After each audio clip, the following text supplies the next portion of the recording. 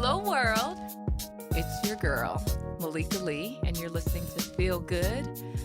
Today's guest is Arnetia Davis, who I'm happy to have with me again for another show. If you haven't heard our first show, she gives a background about the loss of her husband and what happened, how they fell in love, how they met. So please look for that and check that out. And today our topic is going to get into now more of the grieving process and experience, as well as, you know, there's a fine edge of you're managing and dealing with your own grief, as well as with the grief of your children as well.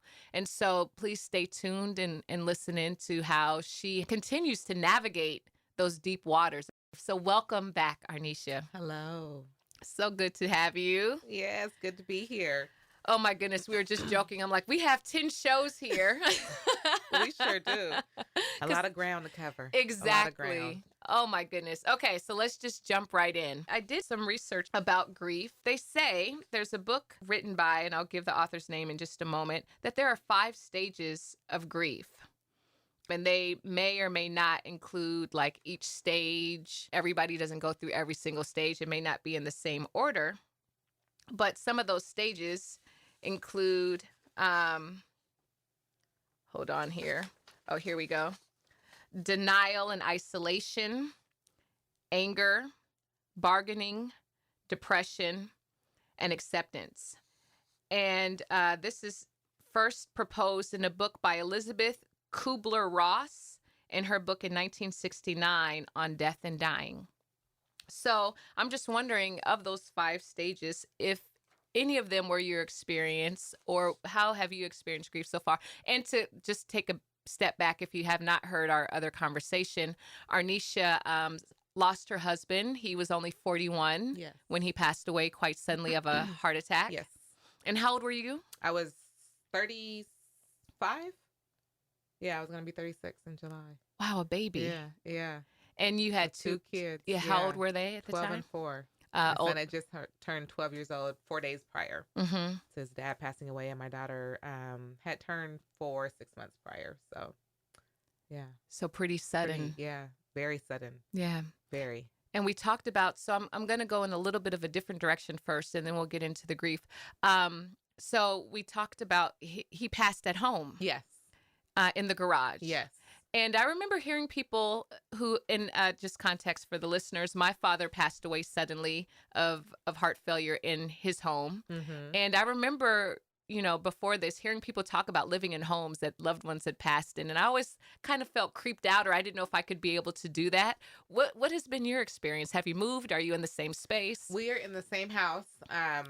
Like you, I would hear stories like that, and I'd think to myself, "Oh my gosh, I would have to move." Mm-hmm. But our house is we can still feel its presence. Mm-hmm. It doesn't seem any different. There's no void or anything like that.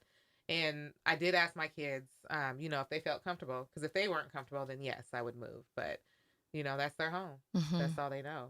So we definitely are there. And when a picture falls or something is a little crooked, I'd be like, "Oh, that's Daddy." And then, we laugh. Or my mom was over at the house and she's like, "You got a ghost in here?" Because my daughter's door had just opened. I said, "It was probably Ron coming to check on you." And then she just, we all laugh. But we are very comfortable in our home. Mm-hmm. So, that's where he is. Yeah. Yeah, I feel the same way. It's so interesting. So I inherited the house, and my father passed in what was the living room at the time, and I used the room for a different purpose. But the first time I went in alone, after he passed, and I just got a sense like, could I do this? Mm-hmm. And I felt such peace. Mm-hmm. And I also felt my father's presence, and continue to. Yes. And so in some ways, it feels like I'm even more connected or closer. Definitely. To him. Same thing for you? Yes. Mm-hmm. It's we had a conversation prior, and we were talking about going and visiting grave sites. And we, with the family, we do that. And this one year, my son was like, "Mom, I'm not going," just because people cry. And, it just seems so sad to him when he goes to the cemetery. So I was kind of like, this is what we do, and you got to go. And he just looked at me. I think he was probably about 13 or 14. I think he was still in middle school at the time. And he looked at me and he's like, "Mom, I feel, my papa, my grandma, and my dad here every day. I honor them every day. I feel them. They're with me." Mm-hmm. So then I just kind of looked at him and was like, well, okay. Because I mean, that's something that Ron would tell me all the time. Like, I honor my parents every day because they were deceased or they are deceased. I don't have to go to the cemetery, although would go to the cemetery and lay down some flowers, but he would always say the same thing. So I looked at my son, I was like, well, now you sound like your dad, but go ahead. Okay. Right. If that, do what's comfortable for you. So. Yeah. And that's so what was comfortable for you in the sense of what was your grief? I mentioned those 5 stages that were mentioned in that book. What was your experience in grieving? I would say mine was anger, but it wasn't like any violent anger. It was just, I did question God, why? Because it was like your facial expression right? As you're saying it. No, because everybody looked at me like, you really did, and I was just like, why? What did we do? What did I do? What did my son do? What did anybody do to deserve this? And like I tell my son, we might not have any answers, but I just had to get that out there. Why? Yeah. And then the sadness, and it's not sad like, oh my gosh, I'm never gonna see this person again. It's more sad that we're living life. So I guess it would be like survivor's guilt, but we're living life and they're missing out. So, any first day of schools that, come up, any birthdays, anything, any holidays, they're missing out. And here we are enjoying. So, yeah. Has that shifted or changed like from when you first passed to now? How has the grief changed? If at all? I don't think it's changed at all, to be honest. Every first day of school, I'm smiling for the kids, but as soon as I, drop them off, it's like, dang, I want to send them this picture. I want to pick up the phone and, tell them, look, your son said XYZ this morning, but I can't. So yes, yeah, I get that. So I would definitely say it hasn't changed, but it has gotten better. So better meaning maybe not as intense, not as often. So yeah. And then the anger definitely, that has gotten much better. Because it's kind of like, I feel like this was our plan. This is what God had for us, and we got to navigate through it. So it helped, it sounds like, to get to a place of acceptance, whether you understood it or not. Definitely. Do you think you fully accepted it, or is it still a process? I think it'll always be a process. Even if I meet somebody and remarry, it's always going to be a process, because to me, that was my person. That was the person I was supposed to, grow old with, sit on the porch and drink tea and wave to the traffic and hear the grandkids, slamming the door and yelling at them. So it's always going to be a process. It's always, that's always going to be there. And whoever I meet, they'll just have to understand. Yeah. And so do you all, it sounds like he still has a very tangible presence in the house. And Definitely. All the pictures, do you still have all the pictures up in the house? And all the pictures are still up. Nothing has changed except for the frames, probably. Have them all matched. But and even downstairs in our family room, which is where we only had 2 TVs in the house. He didn't believe in the kids having TVs in the room because he felt like, we'd be missing out on time together. Oh, that's so interesting, because he grew up very differently. Yes, and that's the reason why, is that, and I grew up with TVs in the room, but I wasn't always in my room because of his experience, and we only had a TV in our room and downstairs in the family room. So in the family room is where we spent a lot of our time and where he spent a lot of his time. So that room was kind of dedicated to him. So the picture that we had at the funeral of him at I think it was the last playoff game at the Seahawks game, and that's like a huge 11 by something picture. And then all his alpha paraphernalia is up, all his degrees are there. Right. And so I think, and that's the room that my son likes to spend the most too. Of course, he doesn't have a TV in his room, but so I think that's where he's more comfortable as well. Okay. Yeah. It's so rich. I would just say that, when my father passed, the business of dying, it was like, this makes no sense. Like, you get 3 days of bereavement and you're supposed to like snap back. Right. And how did you handle, because I was just I didn't have any brothers or sisters, but it's like you also had kids and schoolwork and all these other things that were also at play in your life with the loss of your husband. What happened? Let's start with work first. So with work, since I do work in private practice, both dentists that I work for were just like, take as much time as you need. They looked at me like I was crazy. I was off for 3 weeks. was it? Yeah, it was 3 weeks I was off. It may have been two and a half, but I went to them and told them I was ready because I just couldn't sit in the house and do nothing. I need to be around people. And that's how part of, started my grieving process in healing, I should say. Just being around others, talking to my patients, talking to, my coworkers, laughing. Yes. Just kind of taking your mind off of that. Because when you get home, you're back to reality. This is what happened. I have to, I'm a single parent now. I have to cook dinner for the kids. Right. I got to do homework with the kids. I got to do it all. And then even with my son going back to school, I had told him he can take, more time off. And he told me he was ready. Wow. Yeah. So it sounds like normalcy. Yeah. That was what was needed. Yeah.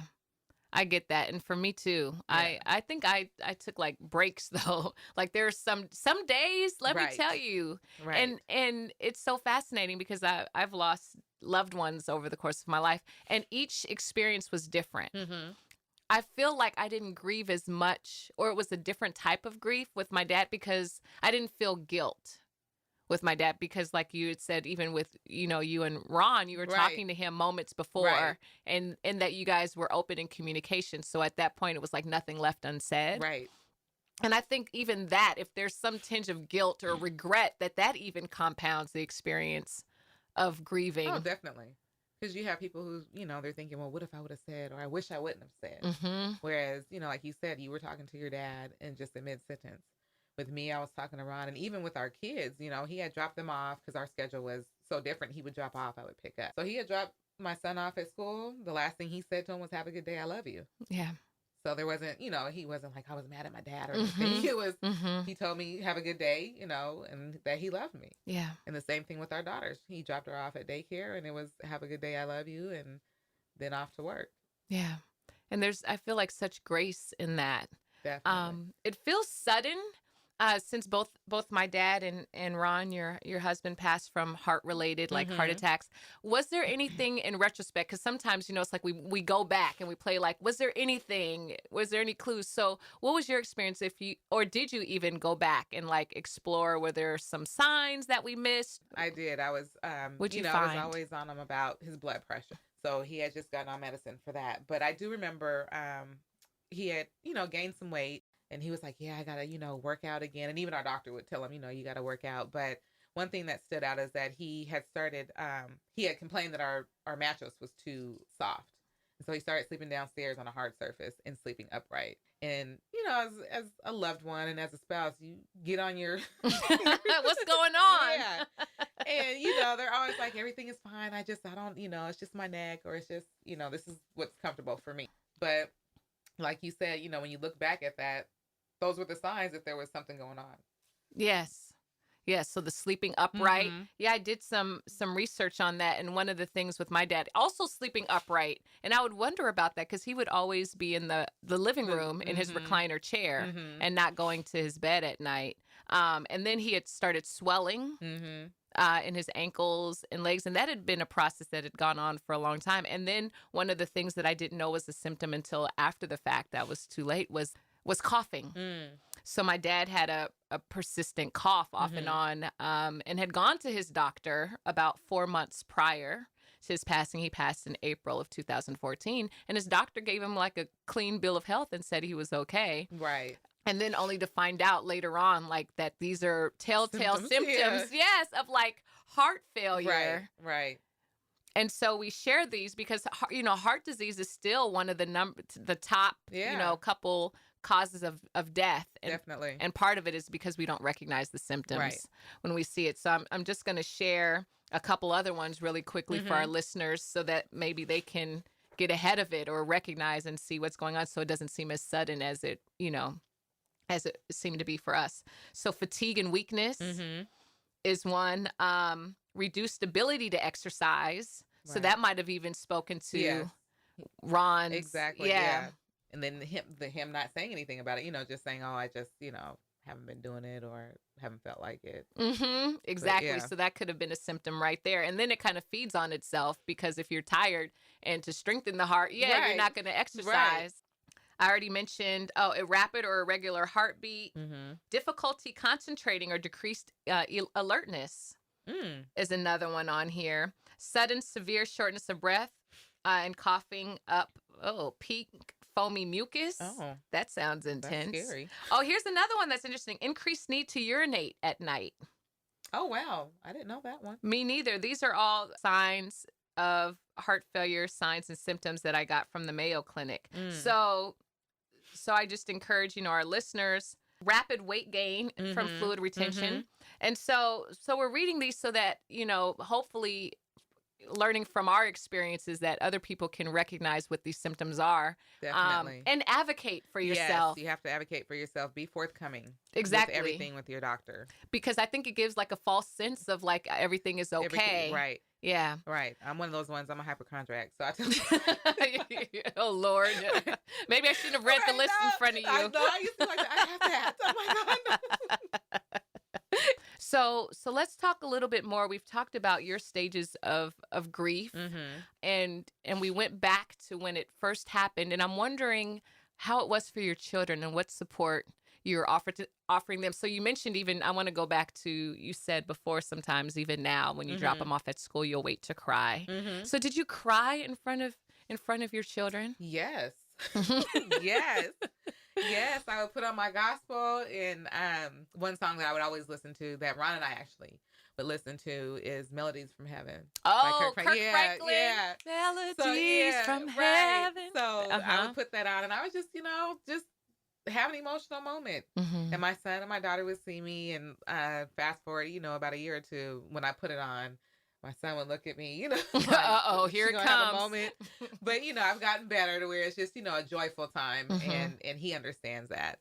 So, but even now, more so when I'm grieving, like I said, when I drop him off at school, that's mainly when it hits me, when I'm by myself.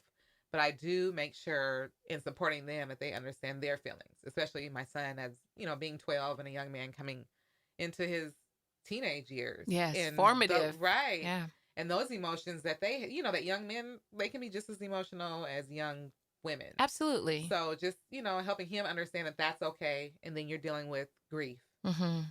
Like, and surprisingly, there was another one of his friends that lost their father around the same time, a couple months after. So they, had each other to kind of go through it with. But just knowing that it's okay to cry. It's okay to take a moment, go in your room and cry. Otherwise, it'll build up as anger. Yeah. Which is not good. And then for my daughter being 4, it's amazing because she can remember everything about her dad without us even saying anything. Oh, that's remarkable. Yeah, sometimes she'll remind me of stuff that I'm like, oh, he said that, or he used to do that. Oh, yeah, he did. Wow. And then she'll tell me, Mommy, what's wrong with your memory? But uh-oh. I'm like, look, girl, I got a lot going on. But, but there was recently a moment where she has his phone. I never cut his phone off. And really? I never cut it off because it had a lot of contacts that I needed in it. And we had just switched carriers with Verizon, so I would have been penalized if I would have did it. But now that she's 9, I was just like, well, you can have his number. And so she had misplaced his phone. This was probably like 2 weeks ago. And I was like, well, I'm telling her it's okay. It's just a material thing. We can replace it. And she was like, but that was the only thing I had of my dad. And sometimes it's hard. So I had to stop and ask her, okay, well, what do you mean it's hard? What's going on? And she's like, well, just sometimes I miss him. And I have to tell her, it's okay. We can talk about it. Me and your brother are here. It's all right. We can sit down and, watch some old movies of him. That's the great thing about, everything, or little videos that we have on our phone, or just go through photo albums and stuff like that. And I still have the last voicemail. Yes. So I say that. So yeah, just hearing his voice. And that's how you keep his presence and his energy still alive. Yeah. Is there any traditions that you all have around, like, let's say, the holidays or anything with that? Definitely. So putting up the Christmas tree was always my thing. So blasting, Christmas music, putting up the tree, but Santa. Okay. The kids know,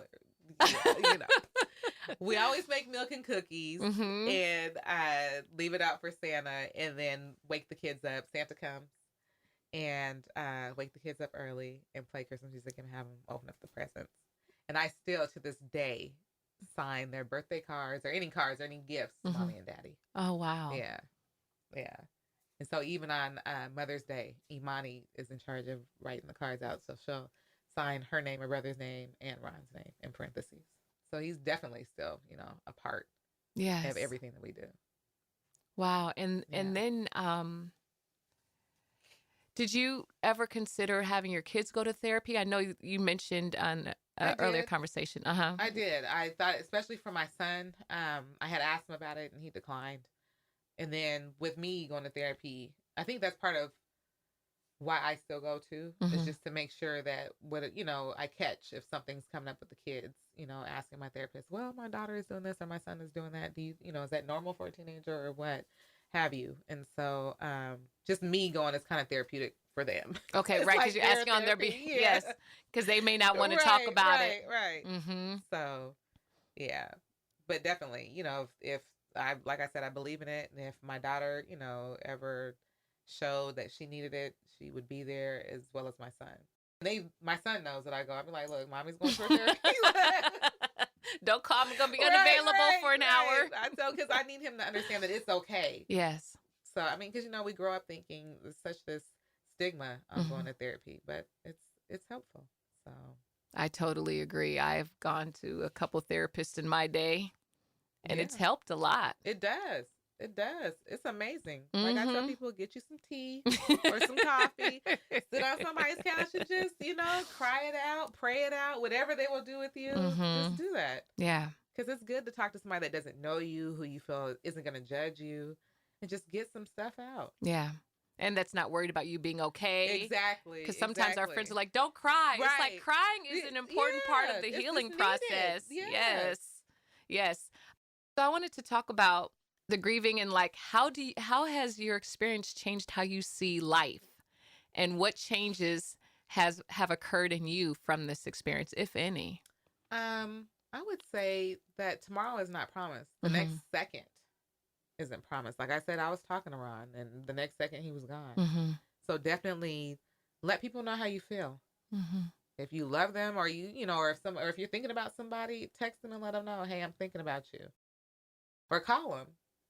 Yeah. Because we're living in an age where everything is just text, or, we don't really pick up the phone and call. But you never know what somebody else is going through. So if you pick up that phone and call them, that speaks volumes. Yeah, that's true. So yeah, let people know how you feel. Call and check in on them, and understand that tomorrow is not promised. And just live in in the moment. Live your truth, and let your light shine. Yeah. Yeah, because like you said, that time, we always think we have more time. Right. We always think we have more time. I still get caught up in that, even with that experience of quite the contrary, because it's like things are normal, and then in a split second, it's like it's not normal anymore. Yeah. Absolutely. It's a new normal. That's true. Yeah. It's a new normal. It's a new normal. So you are a young woman. So we only have about, 5 minutes left or so. But I want to get into, because you were so young when your husband passed, as you mentioned, 2 young kids. Girl, you still got a lot of good years left in you, though. And so being a young widow and single mother, at some point, it's like, have you thought about dating? I have. And I have gone on a couple. The very first date that I went on, well, I'm not going to call it a date. It's outing. Okay. I'm in denial. Okay. I was going to say, what's the difference? Right. But we'll let you have that. Okay. No, I just remember, because like I said, Ron and I met when I was like 18. We really became a couple when I was 19. And so we grew up together. So, dating in high school is different than dating as an adult. So I remember driving to meet this person, and my armpits, I was sweating. I had the windows down. I was talking to my friend. I was like, oh my gosh, I had so much anxiety. But it turned out to be good. But these days, with meeting people, and so again, social media plays a big part. These different dating apps, hard. Yeah. And then me just being where I am in life.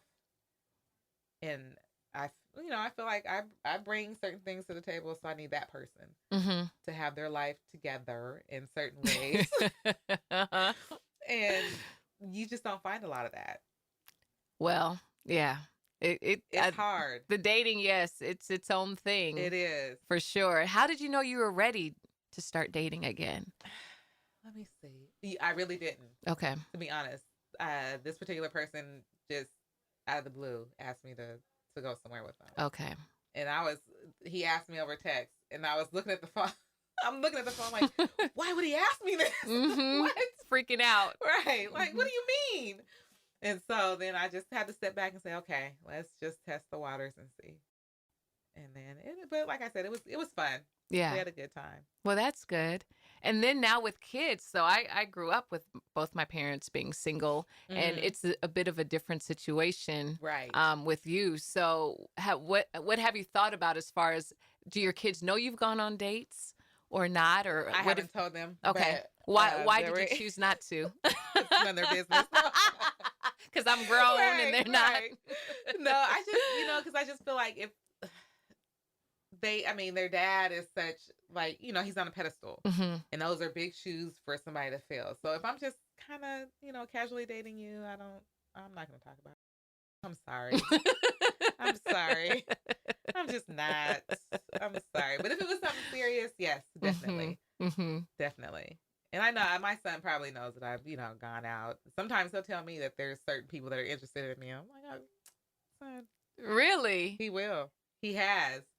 And I'm like, no, what are you talking about? Oh, so he's picked up on it. What about your daughter? Where is she with it? She, I think she would be okay. She would be okay. Like, are you going to find me a stepdad? Or what you doing, Mom? Right, like, what's going on? Like, a couple of times since my son will be graduating next year, she's like, Mom, I'm going to be out of the house soon, too. We don't want you by yourself. I'm like, girl. How old is she again? 9. Like, I'm not going to be by myself. I'll come visit you guys. Right. No, she's trying to make sure that I don't. Exactly. But yeah, if I, there's been a few dates here and there, but nothing serious. Yeah, nothing to call home about, as they say, literally and figuratively. Right. Yeah. And I think I'm okay because I'm learning who I am as a single person, a single adult. That's what right. What I want and what I don't want. Because you're so young. Yeah, right. 22 when you got married. Right. So just, raising my kids, making sure they have what they need. Because I find, too, sometimes when we get so focused on dating, we lose focus on what's important, which to me are the children. Yeah. And making sure that they're okay, that they have what they need. I'm not pressed about it. I get that. Yeah. I get that. So we just have, a couple minutes, a minute remaining. So for our listeners, are there any learnings that you've had with your kids that you would just impart, like in the grieving process, anything that you found helpful that would be supportive of someone else, do you think? What are some things that are tangible or accessible that they could do? I would say for the most part, be present. Be present and know your kids. Know that, or let them know that you are here to support them. I think that's the big thing with my kids, just we're able to communicate. We taught our son there's nothing that you cannot tell us. Now, sometimes it can be too informative, but too much information. Right. But just, I think that for them, the biggest thing is just me being there, still being present, because they grew up with both their parents being there. So although one is gone, mommy is still there. Yeah. Making that time. Exactly. I really get that. And we travel together, although I get my little mommy-cations, but wherever I go, they go. So, because time is short. Yeah. Life is short. It's just being present. Yes. And I'm so glad that you graced us with your presence today. It has been a blessing to talk about these things. And I thank you for your candor. I thank you for your openness. And, it's still a tender topic. Yes. And so I really thank you for your generosity of being so open and sharing your experience with our listeners today. You are welcome. Thank you for having me. And thank you, listeners, for being with us on this wonderful ride and conversation today about grief and supporting our kids through grief. This is Feel Good. I'm your host, Malika Lee. This episode is dedicated to fathers who left their families, it would seem, too soon. So this is in honor of Ronald C. Davis III, Arnetia's husband, Robert E. Lee, my father, as well as Nipsey Hussle, as well as Kobe Bryant and Gigi.